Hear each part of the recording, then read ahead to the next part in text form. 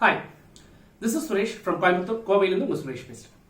இந்த வீடியோவில் நம்ம என்ன பார்க்க போறோம்னா இன்னைக்கு நடந்த முக்கியமான எஜுகேஷனல் அப்டேட்ஸ். நம்ம வீடியோவை முதல்ல பார்க்கறவங்க இருந்தா நம்ம வீடியோ பிடிச்சிருந்தா சப்ஸ்கிரைப் பண்ணி உங்க ஃப்ரெண்ட்ஸ்க்கு ஷேர் பண்ணுங்க. நம்ம வீடியோவில் தொடர்ந்து நிறைய எஜுகேஷனல் அப்டேட்ஸ் நம்ம கொடுத்துக்கிட்டே இருக்கோம்.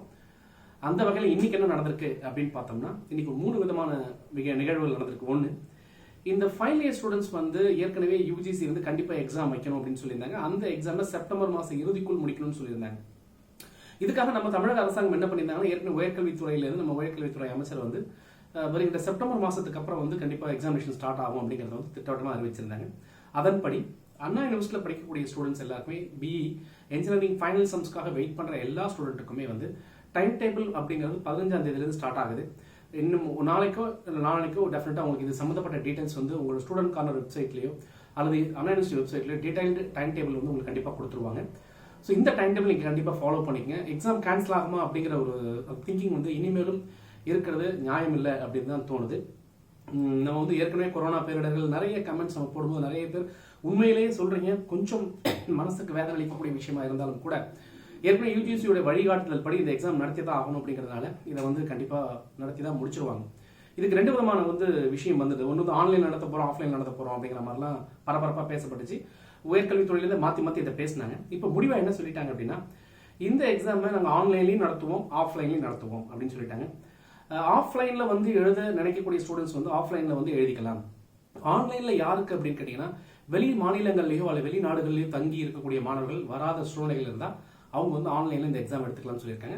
மற்றபடி லோக்கலில் இருக்கக்கூடியவங்க வந்து ஆஃப்லைனில் வந்து நம்ம எக்ஸாம் எழுதணும்னு சொல்லியிருக்காங்க.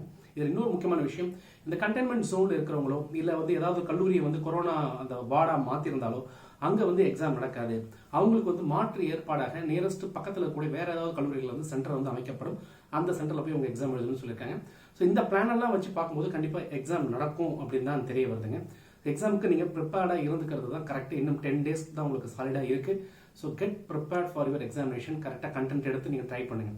ஏற்கனவே நம்ம வந்து நிறைய குழப்பங்கள் சொல்லியிருந்தோம். ஆக்சுவலாக வந்து சிலபஸ் குறையும், இந்த மாதிரியான விஷயங்கள்லாம் இருக்கும் அப்படின்லாம் நம்ம நிறைய பேசியிருந்தோம். ஆனால் இப்போ வந்து சிலபஸை குறைப்பாங்களா அப்படிங்கிற அந்த ஒரு பாயிண்டே வந்து இப்போ இன்னும் கொஞ்சம் கேள்விக்குறியாக தான் இருக்குது.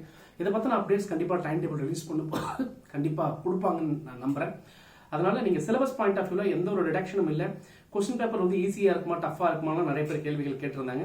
கொஸ்டின் பேப்பரை பொறுத்தளவுக்கு வந்து நம்ம ஈஸி டஃப்ங்கிற கான்செப்ட்ல கிடையாது. நீங்கள் ரெகுலராக ஒரு எக்ஸாமினேஷன் எப்படி ப்ரிப்பேர் பண்ணீங்களோ அந்த மாதிரி ப்ரிப்பேர் பண்ணி அந்த மாதிரி நீங்கள் எக்ஸாம் எடுக்கிறதுக்கு உங்களை நீங்கள் தயார்படுத்திங்க அப்படிங்கிறது தான் ஃபைனல் ஸ்டூடெண்ட்ஸ்க்கு நம்ம கொடுக்கக்கூடிய தகவல் இன்றி. 2வது விஷயம் இன்னைக்கு என்ன நடந்திருக்கு அப்படின்னா நீட் எக்ஸாமினேஷன் வந்து வருகின்ற 13ஆம் தேதி நடக்க போகுது. இந்த நீட் எக்ஸாமினேஷனை பொறுத்த அளவில் நம்ம ஏற்கனவே வந்து 6 மாநிலங்கள்லேருந்து சிஎம் வந்து இதுக்கு வந்து நாங்கள் நீட் வந்து நடத்தப்படுறது கேன்சல் பண்ணணும்னு சொல்லி சுப்ரீம் கோர்ட்டில் கேஸ் போட்டிருந்தாங்க. அந்த கேஸ் எல்லாமே தள்ளுபடி ஆயிடுச்சுங்க. கண்டிப்பாக நீட் நடத்தணும் அப்படிங்கிற மாதிரி சொல்லிட்டாங்க. ஸோ திட்டமிட்டபடி வருகின்ற 13ஆம் தேதி நீட் எக்ஸாமினேஷன் கம்பல்சரி நடக்க போகுது. ஸோ நீட் அஸ்பரன்ஸ் கண்டிப்பாக நீங்கள் ப்ரிப்பேர் பண்ணிக்கங்க. கேன்சல் ஆயிரும் அப்படிங்கிற ஒரு நம்பிக்கையில் இருக்காதீங்க. நம்ம ஏற்கனவே நீட் எக்ஸாமினேஷன் கேன்சல் அப்படிங்கிற மாதிரி ஒரு வீடியோ கொடுத்துருந்தோம். அது யாருக்கு பொருந்தும் அப்படின்னு கேட்டால் ஃபாரினில் போய் எம்பிபிஎஸ் படிக்கணும்னு நினைச்சா அந்த ஸ்டூடெண்ட்ஸ்க்கு வேணா அது பொருந்துமே தவிர லோக்கலில் படிக்கணும்னு நினைக்கிற எல்லா ஸ்டூடெண்ட்ஸுக்கும் கம்பல்சரியாக வந்து நீட் வந்து மஸ்ட். அது வருகின்ற செப்டம்பர் 13ஆம் தேதி நடக்க போது. ஸோ கெட் ரெடி அப்படிங்கிறது 2வது அப்டேட். 3வது விஷயமான அப்டேட் என்ன அப்படின்னு கேட்டீங்கன்னா இந்த கரண்ட் செமஸ்டரில் இருக்கக்கூடிய ஸ்டூடெண்ட்ஸ், அதாவது இப்போ காலேஜில் இருக்கக்கூடிய கரண்ட் செமஸ்டர் இருக்கக்கூடிய ஸ்டூடெண்ட்ஸ் வந்து வேற ஏதாவது ஒரு சில காரணங்கள்னால ஃபீஸ் கட்டாமல் விட்டுருந்தாலோ இல்லை காலேஜில் கேட்கும்போது அவங்க சரியா வந்து உங்களுக்கு அது பதில் சொல்லாமல் இருந்திருந்தாலோ இல்லை வேற எந்த பிரச்சனைகள் ஃபீஸ் கட்டுறதுக்கான பிரச்சனைகள் இருந்திருந்தாலும் ஃபீஸ் கட்டாமல் இருந்த எல்லா ஸ்டூடெண்ட்டும் இமீடியட்டாக ஃபீஸை கட்டுறதுக்கான ஒரு டேட்டை வந்து அறிவிச்சிட்டாங்க. தயவு செய்து வருகின்ற 19/9/2020க்குள்ள நீங்கள் உங்கள் கல்லூரியை வந்து நாடி அங்கே இருக்கக்கூடிய விஷயங்களை தெரிஞ்சுட்டு ஃபீஸை வந்து இங்கே தாராளமாக நீங்கள் இமீடியட்டாக கட்டிடுங்க. இது யாருக்கு அப்ளிகபிள் ஆகும்னா கரண்ட் செமஸ்டரில் இருக்கிற எல்லா ஸ்டூடெண்ட்ஸ்க்கும் அப்ளிகபிள் ஆகும். ஸோ நீங்கள் இந்த ஃபீஸை வந்து நீங்கள் தாராளமாக நீங்கள் கட்டிடலாம். இதில் அரியர் வந்து வாங்குறாங்களா அப்படின்ற இன்னொரு கொஸ்டின் வந்து சொன்னால் அரியரை பற்றி இது வரைக்கும் எந்த விதமான தகவல்களும் தெரிவிக்கப்படலை. இது ஒன்லி ஃபார் கரண்ட் எக்ஸாமினேஷன் அப்படின்னு தான் சொல்லியிருக்காங்க. இது வந்து ஒரு 3வது அப்டேட்டுங்க. இன்னொரு முக்கியமான அப்டேட் இன்னைக்கு என்ன வந்திருக்கு அப்படின்னா இது வரைக்கும் நமக்கு வந்து அந்த லா படிக்கணும்னு நினைக்கக்கூடிய அந்த மாணவர்களுக்கு வந்து நீங்கள் ஸ்கூல்லையும் காலேஜ்லையும் கண்டிப்பாக ரெகுலரில் நீங்கள் படிச்சிருந்தா மட்டும்தான் நீங்கள் வந்து இனிமேல் லா படிக்க முடியும். இந்த டிஸ்டன்ஸ் மோட்லையோ இல்லை வந்து டுட்டோரியல் மோட்லையோ நீங்கள் படிச்சிருந்தீங்கன்னா கண்டிப்பாக லா வந்து நீங்கள் படிக்க முடியாது அப்படிங்கிறது இந்த நீங்கள் ஹைகோர்ட் தீர்ப்பு கொடுத்துருக்காங்க. இதை வந்து இமீடியட்டாக பார் கவுன்சில் வந்து நீங்கள் இமீடியட்டாக அதை வந்து இம்ப்ளிமெண்ட் பண்ணுறதுக்கு கொண்டு வாங்க அப்படிங்கிற மாதிரி சொல்லியிருக்காங்க. ஸோ ஹியர் ஆஃப்டர் லா படிக்கணும்னு நினைக்கிற எல்லா ஸ்டூடெண்ட்டும் கம்பல்சரியாக நீங்கள் என்ன பண்ண போறீங்க அப்படின்னா ரெகுலரில் ஸ்கூலிங்ஸும் ரெகுலரில் காலேஜும் படிச்சதை தான் நீங்கள் லா படிக்க முடியும் அப்படிங்கிற இன்னொரு இன்ஃபர்மேஷன் நீங்கள் சொல்கிறோம். இதுதான் இன்னைக்கு நடந்த எஜுகேஷனல் அப்டேட்ஸ். ஏற்கனவே நம்ம இன்னொரு வீடியோவில் நம்ம வந்து இந்த அண்ணா யூனிவர்சிட்டி பற்றி பேசிட்டு இருக்கும்போது நிறைய மாணவர்களுக்கு வந்து நம்ம அவங்களுக்கு சாதகமாக பேசினா ரொம்ப சந்தோஷமா இருக்கிறாங்க. அதுவே அவங்களுக்கு வந்து சாதகம் இல்லாமல் நம்ம கொஞ்சம் ஒரு சில விஷயங்களை நியாயப்படுத்தி பேசுகின்ற பொழுது அதை நியாயமா பேசுகின்ற பொழுது நிறைய மாணவர்கள் கோபத்தை ஏற்படுத்துறதுனால அதை பத்தின எந்த ஒரு கமெண்ட்ஸும் இப்போ நம்ம தெரிவிக்க தயாராக இல்லை.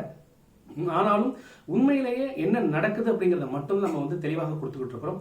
அப்படி வேணும் அப்படின்னு நீங்க ஃபீல் பண்ணீங்கன்னா நீங்கள் தொடர்ந்து நம்ம சேனல் நீங்கள் சப்ஸ்கிரைப் பண்ணி ஷேர் பண்ணிக்கங்க.